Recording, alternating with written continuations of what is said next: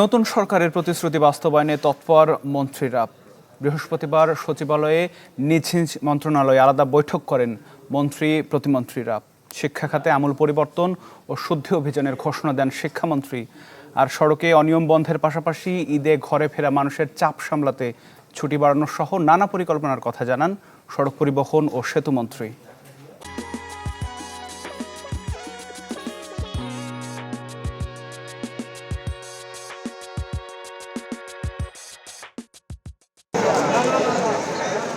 নতুন সরকারের অগ্রাধিকার বাস্তবায়নে দ্বিতীয় দিন তৎপর ছিল মন্ত্রণালয়গুলো।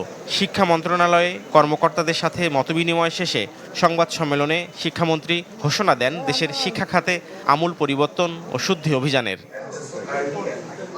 বলেন, শিক্ষা খাতে প্রশাসনিক দুর্নীতি ও ভর্তি বাণিজ্য চলবে না। বিগত দিনে শিক্ষা খাতে যারা দুর্নীতি করেছে তাদের চিহ্নিত করে আইনের আওতায় আনার হুঁশিয়ারি দেন মন্ত্রী।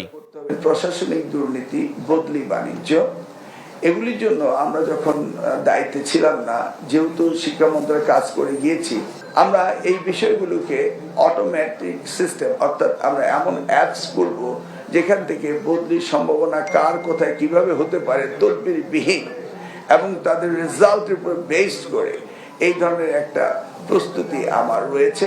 তবে আমি আশ্বস্ত করতে পারছি যে এখন আর এই বাণিজ্যটা হবে না। এছাড়া সংবাদ সম্মেলন করেন সড়ক পরিবহন ও সেতুমন্ত্রী রবিউল আলম। দাবি করেন, সড়কে সেই অর্থে চাঁদাবাজি নেই, তবে পরিবহন শ্রমিক কল্যাণের নামে উঠানো টাকা কতটা শ্রমিক কল্যাণে ব্যয় হয় তা নিয়ে প্রশ্ন আছে। সড়ক পরিবহনের চাঁদা যেটা বলা হয়, সেভাবে আমি চাঁদা দেখছি না। চাঁদা আমি ওইটাকে বলতে চাই যে কেউ দিতে চান না বা তাকে বাধ্য করা হচ্ছে, সেটা হলো চাঁদা। এখন ধরেন মালিক সমিতি আছে, তারা একটা নির্দিষ্ট হারে প্রত্যেকটা টিপস থেকে টাকা তোলে, মালিকদের কল্যাণে ব্যবহার করতে চায়। কতটুকু ব্যবহার হয় সেটা জানি না, সেটা নিয়ে হয়তো বিতর্ক আছে। কিন্তু এইটা চাঁদা আকারে আমাদের কাছে দেখার সুযোগ হচ্ছে না, কারণ তারা সমঝোতার ভিত্তিতে করছে। অন্যদিকে তথ্য ও সম্প্রচার মন্ত্রীও মুখোমুখি হন সাংবাদিকদের। বলেন, বাংলাদেশ সংবাদ সংস্থা ও বেসরকারি একটি টিভি চ্যানেলের কয়েকজন সংবাদকর্মীদের নিয়ে অস্থিরতা কাম্য নয়। ব্যক্তিগত কোনো প্রতিষ্ঠান কাকে চাকরি দিবেন, কাকে চাকরি দিবেন না, কার চাকরি তারা রাখবেন, কার চাকরি তারা রাখবেন না, এটা সম্পূর্ণই তাদের ব্যাপার।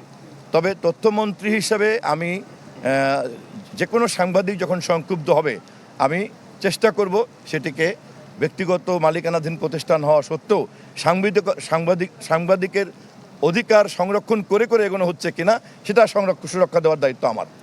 সরকার প্রতিহিংসা মুক্ত বাংলাদেশ গড়ার কাজে হাত দিয়েছে, সে কাজে সবার সহযোগিতা কামনা করেন মন্ত্রীরা। নাফিউল ইসলাম লিংকন, চ্যানেল 24, ঢাকা।